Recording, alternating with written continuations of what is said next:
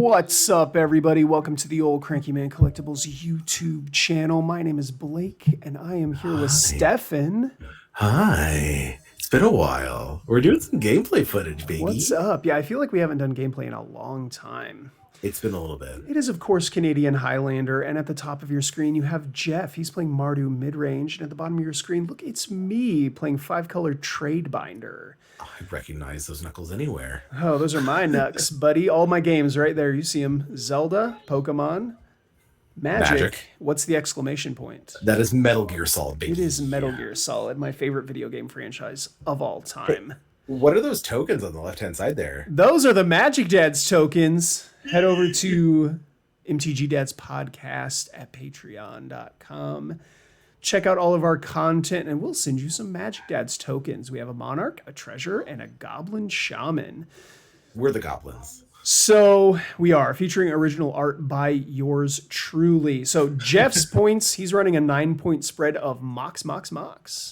Oh, no price in there, huh? He is not playing Price of Progress. My point spread is just a 7-point spread of Natural Order, Spellseeker, and Survival of the Fittest. Nice. Good spread. I like the wild growth art there. Going for the Ice Age. Yeah, that's the Ice Age Wild Growth. So this deck, it is basically just a pile of good cards, but there's a lot of synergies in there that you'll see out throughout the course of this game. Using this Wild Growth to ramp me up to 3 mana on turn 2 and cast a Spellseeker, which I will use to go find an Ephemerate. Yeah, that's like the best play you can do, right? Yeah, I mean, you're just going to keep ripping cards out of your deck. Yeah. And it's then an like engine. Basically every creature that's in the deck has an ETB effect. So, I mean, it's just good with everything. Yeah, you get... And just having access to Ephemerate, which generally you will get access to. Did he kill it? Yeah, he took Spellseeker out with an Abrade, which is fine. You have to. Yeah, absolutely, 100%. So here is if you Ephemerate it, you have your whole deck in your hand. Yeah, whatever I want. Yeah. So cracking another fetch here. It's a Bloodstained Mire that's going to find a scrub land. I will shuffle up real quick and play another boss monster. It's an Omnath, Locust of Creation. This is the real boss monster. I can't believe you're playing this card and not the full art version. You know what? If I owned the full art version, I would absolutely play the full art version. Did you draw your card? Omnath, yes, I did. Omnath's going to come into play. I'm going to get a draw card. Pass back to Jeff here. So Jeff is talking about how he had this wasteland the turn before, and he really wishes that he would have wastelanded my Taiga to take care of the wild growth. Here's a Monastery Mentor, and he's going to cast a Mox Ruby, which is going to give him a token. That's a good play. It's tough. Wasteland is such a good card, but you only get one of them. And it is your land drop. It's your land drop, right? So it takes you off of curve too. Yeah. Flooded Strand is going to come into play, and I will gain 4 life. I am going to go find a Savannah, which is going to give me 4 mana. Woof. So I have access to 9 mana currently. You get one of each on the pips there. Yep.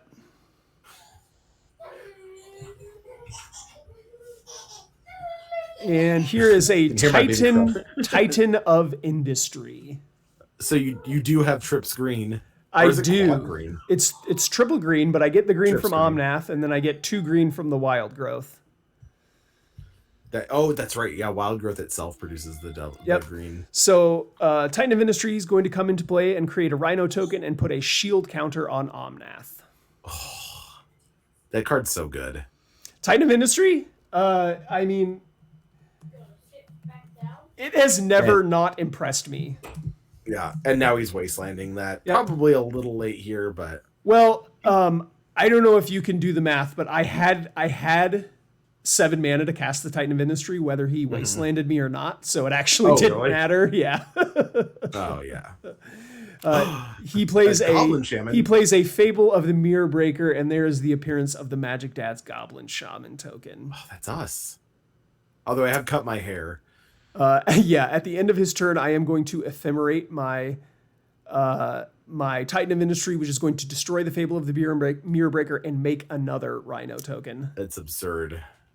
And you have it on rebound now, so you can just do that whenever. Like on the next turn, you can just do it again. Yep, I rebound here, target the Titan of Industry, which is going to put a shield counter on the Rhino and make a third Rhino. Could you put the shield counter on the Titan of Industry? You can, yes. It says weird. Put shield counter on target creature. Yes, you can put it on the Titan. Wow.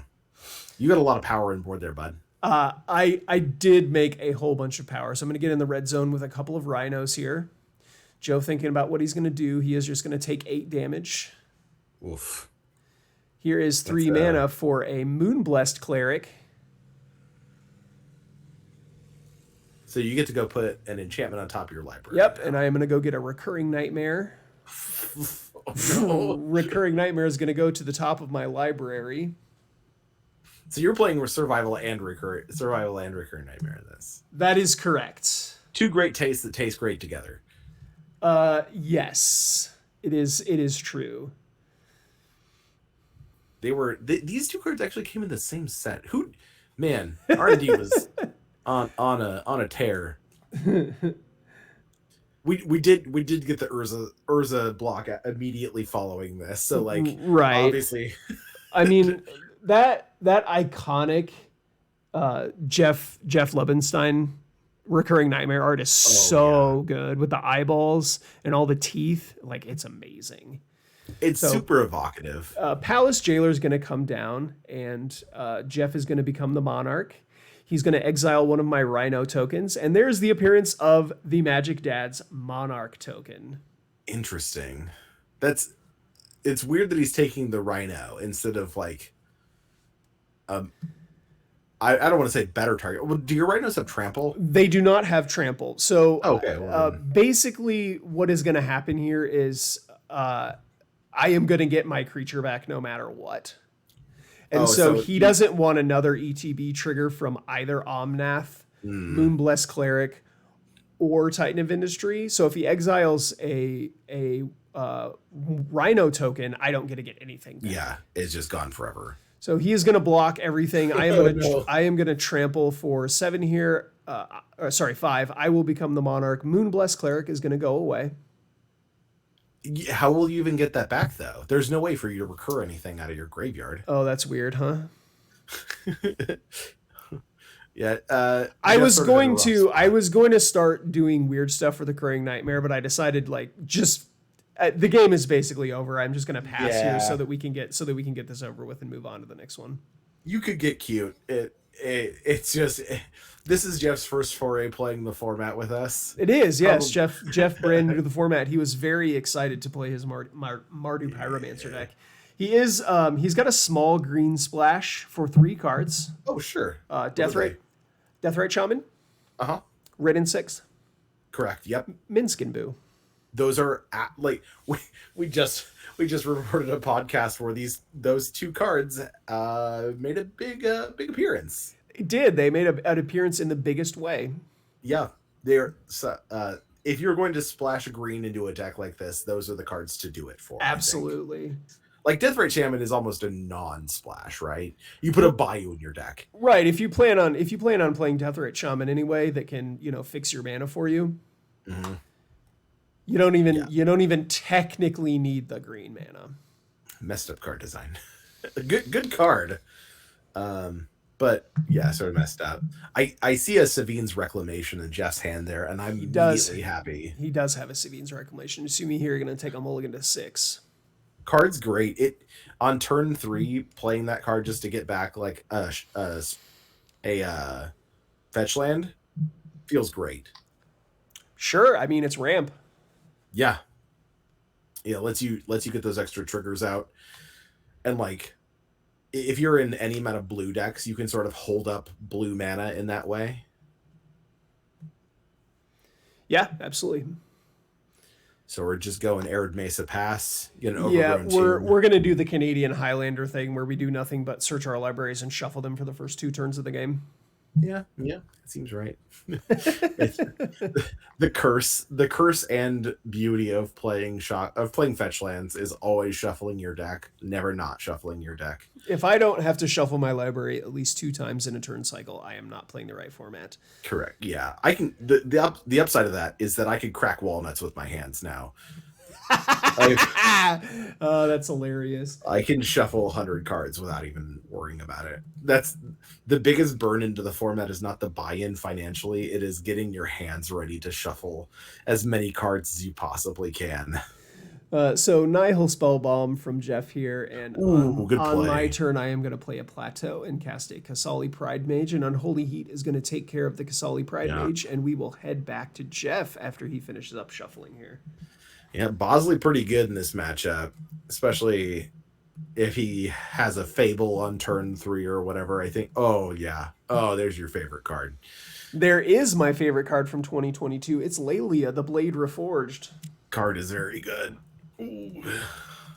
Yeah, it's I hate the Nile Spellbomb just for personal reasons. Like it's a good card. You should probably play it. Yes. So there is a Reanimator sub theme in this deck, and Nihil Spellbomb can really mess up some of my draws. Thankfully, this draw here I didn't have a Reanimator draw, and so I was able to mostly just ignore the Nihil Spellbomb for most of this game. You're on 5 colors here. You got the initiative. How many basics are you on? It is. I have 5 basics, 1 of each. Okay. That's, I think, totally reasonable. Totally reasonable. So I will take the initiative, go get a forest out of my deck, and pass back to Jeff. On Jeff's turn, he attacks with Lelia, exiles a Mishra's Bauble, and then before blocks are declared, he lightning helixes my White Plume Adventurer. A good play. A good play. Yep, so he is going to connect here and take the initiative back for me. He'll search his library for a Plains, play it, and then cast the Mishra's Bauble. Mm-hmm. Yeah, that's a lot of really good value here. And he passes back to me. On my turn... I wonder if he's on Luris. Probably. He does have Luris in his deck, yes. Yeah. So now it's become the game of the initiative, right? Of like, how can you get it back or battle it? Right. So my hand was not very well set up to do a whole lot of anything outside of just playing a couple creatures on curve. It's really, it was a keepable hand. I had Kasali Pride Mage into White Plume Adventurer. I kind of just had to make my opponent have it. And in this case, he did. So a Thoughtseize here is going to show us a Monastery Mentor, Savine's Reclamation, and a Batter Skull. I am going to take the Monastery Mentor out of his hand, play my Forest, and I believe I just passed the turn back. So at the end of my turn, he is going to bobble me. Sort of gets to set up his next plays knowing what you're going to draw. And then he is also going to crack his Nihil Spellbomb to draw a card and exile my graveyard. Yep. So on his turn, he gets to draw a card for the Mishra's Bauble, and then he gets to... put 2 counters on Lelia with the Forge, and then he gets to 6/6. Then he gets to draw another card for his turn. Crash in here. A Forked Bolt is going to get exiled to the Lelia. Things are not looking good for Tradebinder.deck. Yeah, this is rough, and he gets to sequence this and play the Monastery Mentor, then play the Forked Bolt, get the... Yep. Yeah, it's you scoop it up at that point. Yep. We definitely saw 2 very different games. We were very, very dead there. Yeah. Yeah. I kind of got to do, what my deck does in game 1, and Jeff really got to do what his deck does and capitalize on my mulligan in game 2. So, I love to see a game 3. It wasn't that the thing is, like, your draw wasn't bad. He just had everything. Right. And Lelia was the real powerhouse there. It drew him so many extra cards. Yeah. Like, she drew 4 cards plus one of them was a bauble, so that he got to draw an extra card with too. So looks like both of us are going to keep 7 for game 3 here. He's going to get things started off with a Dragon's Rage Channeler and passing back to me. Can we change Dragon's Rage Channeler's name? I know people call it Darcy.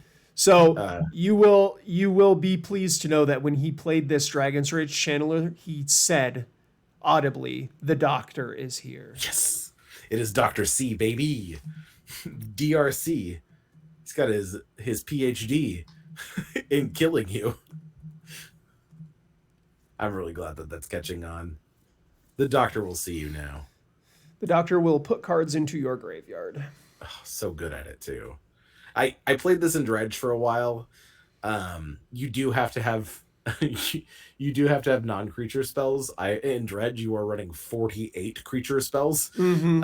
Not a lot, not enough to get DRC. It's also like shockingly hard to get Delirium in Dredge because I run 2 artifacts, uh 3 enchantments. It's Right. not, Yeah. yeah, it's not a lot.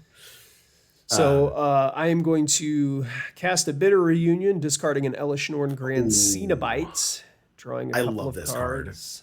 I think this is Elish Norn Grand Cenobite is in my top 5 favorite cards of all time. I love Elish well, Norn. I was talking about the other one, Bitter Reunion. Oh, That card is absolutely nutter butters. yeah, Bitter Reunion is great. Yeah, because It enables multiple aspects of this deck. So it enables Reanimator, and then it enables giving your creatures haste, and then it enables Enigmatic Incarnation. It's just like kind of the perfect card for this deck. well, they took Tormenting Voice and they made it through a possibility, right? Because they made it an instant, and so Tormenting Voice at sorcery speed was unplayable. And then they were like, well, what if we tack it on to this other permanent type with other abilities? So if you see there, I exile Omnath and evoke a Fury to take out Lelia and Dragon's Rage Channeler. 2 for 2. Brutal. Pretty clean. And in a Reanimator shell, Fury is quite good. Yeah, getting to reanimate Fury is definitely nothing to discount. So, what is this? Is she Acolyte of Flame? Yeah, what is, you get to make the. Is that her name? Chandra, Acolyte of Flame. Yeah, she's 3 mana Chandra. She makes her 0 is, well, she has 2 zeros, I believe. One puts a loyalty on all red planeswalkers, and then another makes 2 1/1s with haste. Yep. So the -2 is a flashback for something. On my turn, I am going to play a land, and I am going to shortcut a whole bunch here. So you see that Endurance in play. That is Sure. not actually in play. I'm discarding that to the Survival of the Fittest, and then also cracking 2 fetch lands at the same time, just to try to minimize the searches from my deck as much as possible. So you're getting green sources, I assume, here. Yep. So Flooded Strand is going to pick up a scrub land, and the Prismatic Vista is going to pick up a forest, and then Survival is going to get Atraxa Praetor's Voice. And do you play all 5 of the evoke elementals? I do not have Subtlety. I gave you a Subtlety. I own a copy of Subtlety. It is not in the deck. Okay, thank you. Like, you're like, I don't have a Subtlety. I know you have one. I gave you one. So the reason I don't play a Subtlety is because I operate at sorcery speed 99% of the time, and it's not very good at sorcery speed. Yeah, and your blue is pretty low there. So a Duress is going to take a Finale of Devastation out of my hand. A Wasteland is going to take care of my scrub land. And a couple more elementals are going to come into the red zone here. Yeah. I don't know if you can see it there on his side of the battlefield, but he has a Caracas, which is a very annoying land for me. Yeah, because a lot of your payloads are legendary. I think what's your best one right now is the Archon, right? Right, that's not legendary, but so the setup with Survival is that card that I just played right there, Loyal Retainers, which only gets a legendary creature back. So right, Archon would have been okay here, but I'm going to point out really quick that you're at 9 life right now. Yes.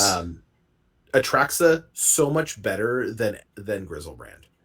Yes. Yes. So, Like, Grizzlebrand would not let me, draw cards here because taking 7 points of damage would mean that Chandra is now lethal. yes, that was, you and I sort of had this like back and forth about like what is the best reanimator target, and Mm-hmm. I think pretty cleanly in almost every situation it's Atraxa. So here is an Orcish Bowmasters making its first appearance on the old Cranky Man channel. Oofa doof, taking you to 8, making a 1/1.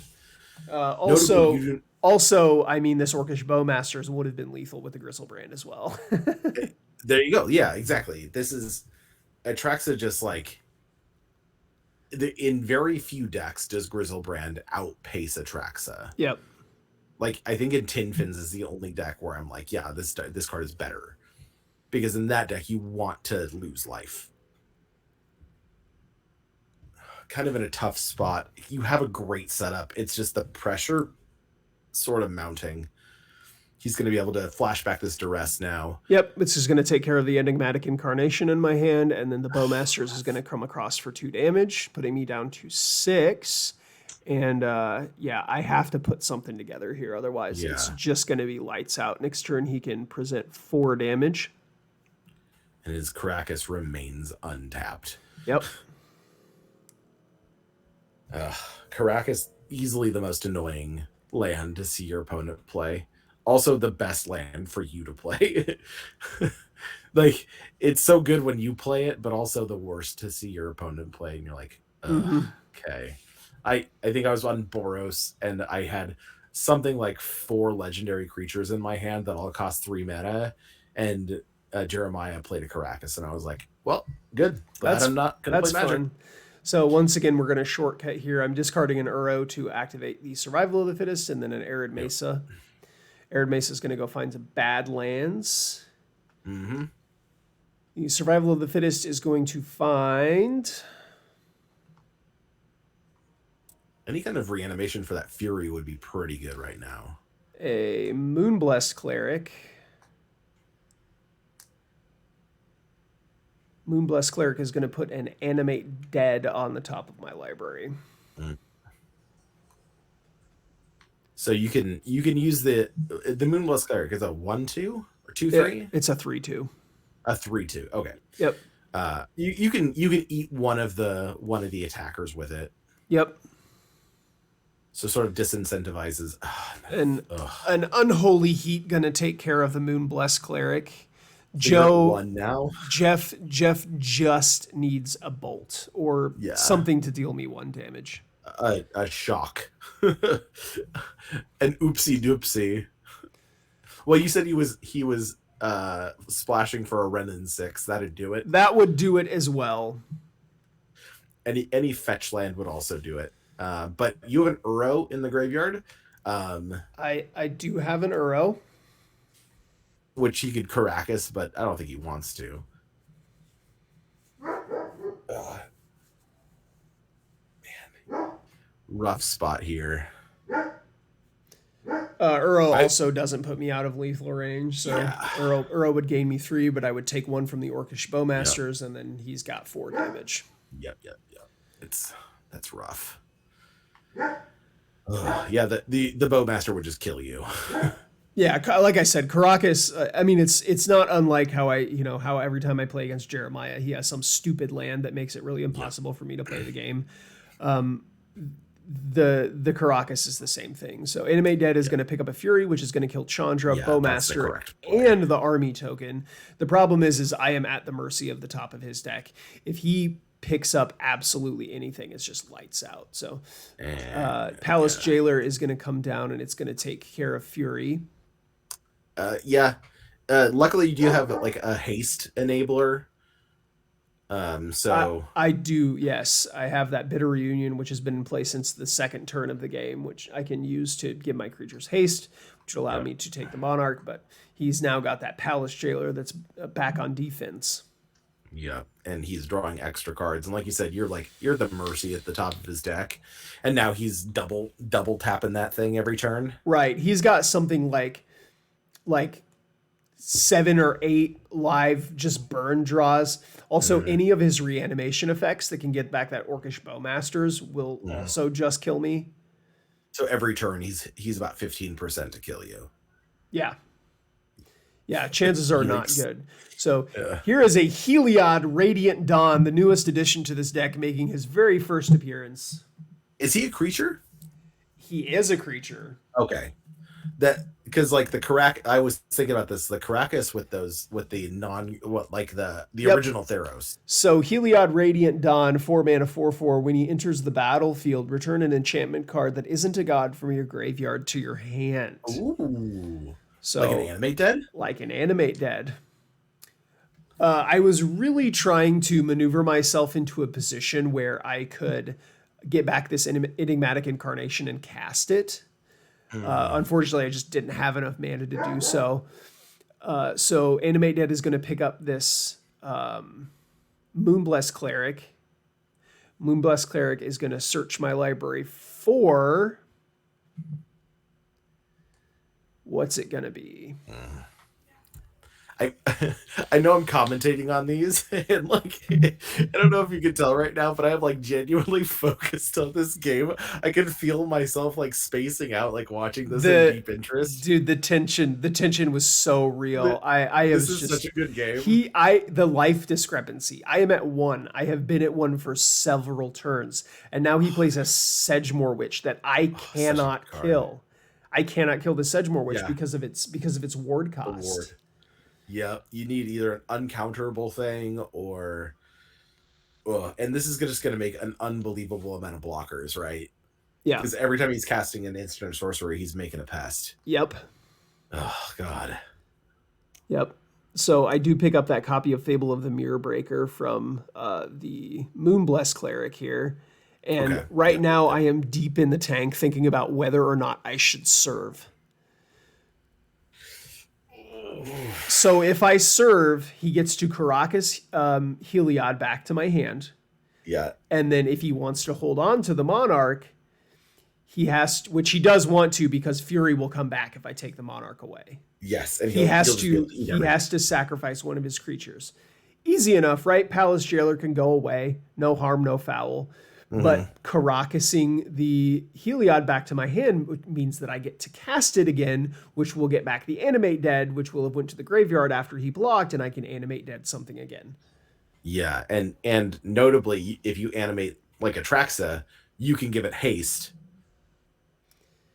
Like, when he does this and how he does it is sort of like pivotal, because if he does it during combat.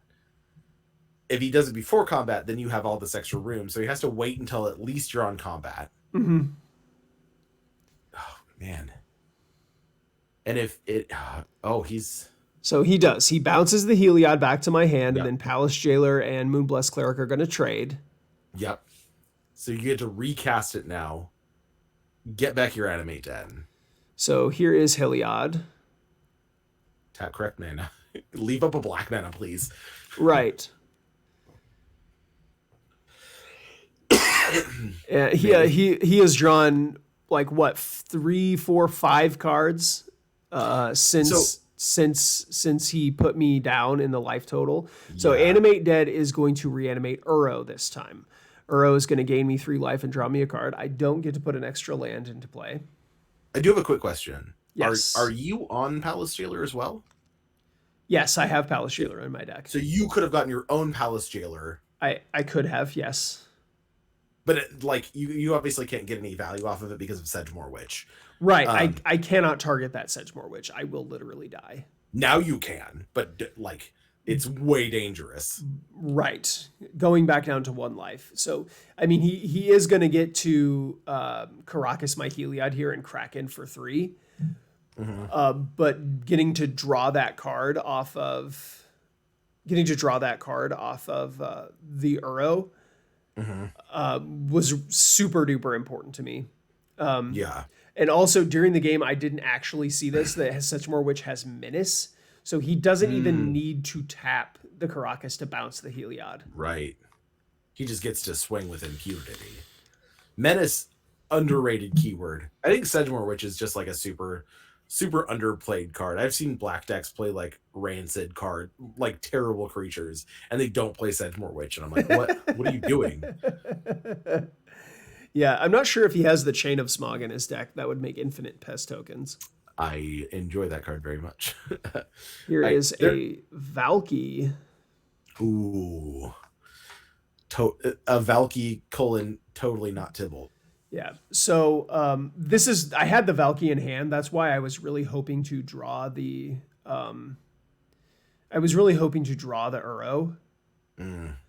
Or draw a land so that I could cast the backside of the Valky. Right. Unfortunately, I didn't get it. So it's still good. Heliod is going to come across here and take the Monarch back. My Fury is going to come back into play, and I choose 0 targets. So the correct choice. Right. So Caracas is going to bounce my Valky at the end of the turn, and then Jeff scoops them up. Wow. Yeah. So next turn, I was going to be able to get the Enigmatic Incarnation back out of my graveyard, which would have allowed me to basically start going off. Oh, what a great match. That was nuts. Yeah, I really held on there at 1 life, and Jeff had a bunch of unfortunate draws. You saw his hand that he revealed there at the end of the game was just 3 lands. Oh my god. Mardu always does that. If you're a Mardu pilot, your deck sometimes just decides to punish you. I don't know what it is about Mardu, but like that, the deck is just sometimes mad at its pilot. I'm convinced of that. How many times I've heard Mardu players like, oh yeah, just drew 8 lands or no lands at all. Rip. All right. Thanks for hanging out with us and watching some sweet Canadian Highlander. That was a lot of fun. Yeah, subscribe. If you haven't done so already, please subscribe to the channel. Make sure you turn notifications on so that we get to annoy you every time we upload a video. And we will definitely see you guys in the next one. Yes, sir. Bye. Bye-bye. Kiss, kiss.